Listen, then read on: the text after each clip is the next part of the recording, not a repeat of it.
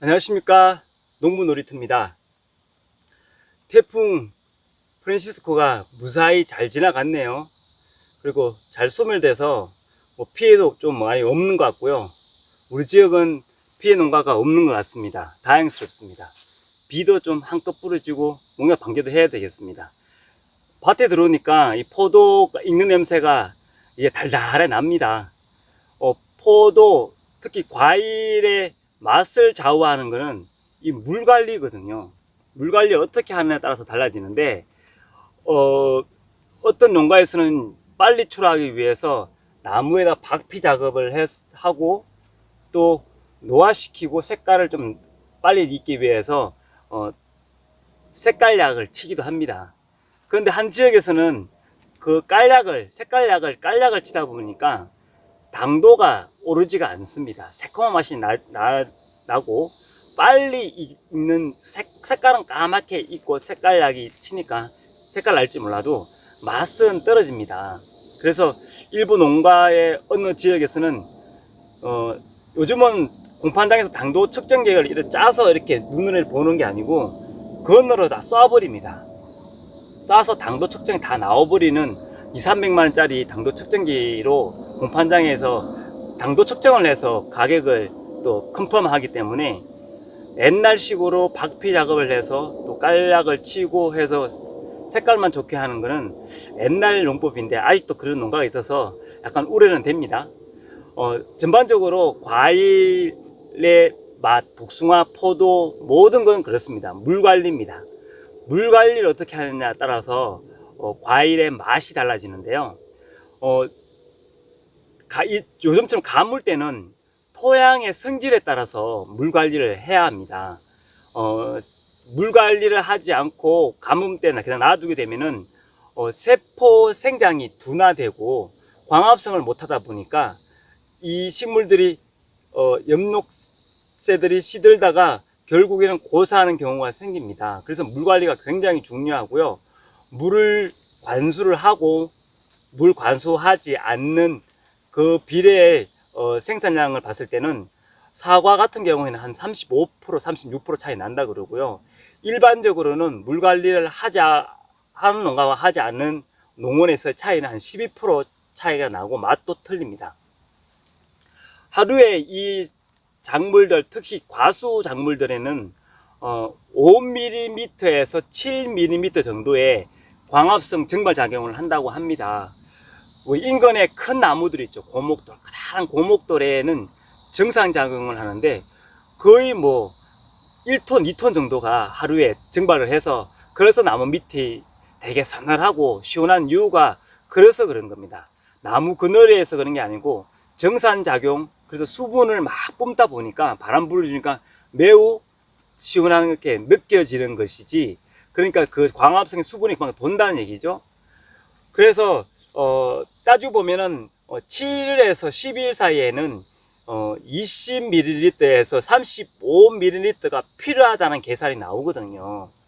근데 무조건 똑같은 양의 메톤적인 물을 뿌려야 되느냐, 그것도 아닙니다. 토양의 성질, 특성에 따라서 물 관리하는 방법이 틀린데요.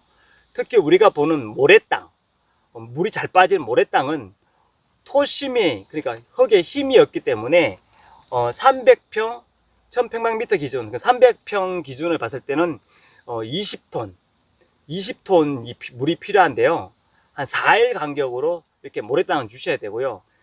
진흙땅, 우리가 일명 말하는 쪼대땅이라고 그러는데, 그 땅에서는 한 300평 기준에서 봤을 때는 35톤 정도 물이 필요하답니다. 그러면 한 9일 정도로 계속 물을 관수를 해야 된다는 거고요. 참목, 물도 잘 빠지고 그래도 땅에 끈기가 있는 그런 배합토가 잘 되는 땅에서는 한 7일 간격으로 30톤 정도가 필요할 것 같아요. 그러니까 토질에 따라서 물 관리하는 방법이 틀리고요. 또 물 주는 방법도 스프링쿨러를 하는 방법이 있고, 위에서 물이 툭툭툭 떨어지게 하는 싹 드는 스프링쿨러가 있는 방법이 있고, 점적 홀수, 지난 시간에 제가 한번 보여드렸던 점적 홀수를 한번 보여드렸죠.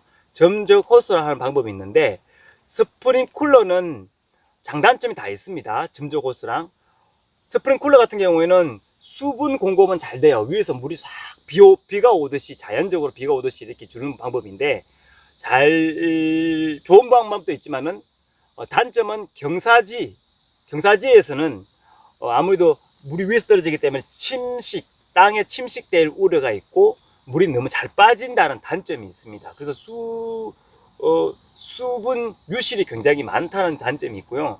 바닥에서 이제 분수화 호스로 이렇게 쫙 하는 점적 호스는 그 점적 호스라는 거는 그 자리에 물이 이렇게 뿌려지는, 바닥에 뿌려지는 채소에서 많이 하는 방법이기도 한데요. 이런 방법은 토양 침식이 없지만 그리고 수분 유실도 없지만 단점은 수분 공급이 2% 다 때렸기 없기 때문에 자연적인 형태가 나오지 않는 단점이 있습니다. 그래서 토양의 성질에 따라서 또 경사도가 어떤 데에 따라서 물 주는 방법도 다르다는 것을 말씀을 드립니다. 과일은 대부분 과일은 과육 안에서는 80% 90%가 수분으로 되기 때문에 그만큼 물 관리가 굉장히 중요하다는 걸 제가 다시 한번 말씀을 드리는 거고요. 그리고 맛의 당도는 이제 성숙기에 접어들 때는 물을 주지 말아야 됩니다. 물을 주더라도 자꾸 줄여 나가야 돼요. 우리가 늘 얘기하는 거지만은 비가 많이 오면은 당도가 떨어지고 복수가 맛도 없어지고 단맛이 많이 빠진다고 말씀을 드리죠. 포도 같은 경우도 마찬가지예요.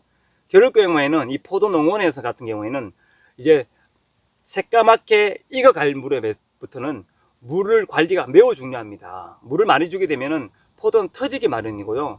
비가 올 때는 여기다가는 이제 바닥에다가 저 같은 경우는 비닐 멀칭을 합니다. 물을 확 빼버리죠.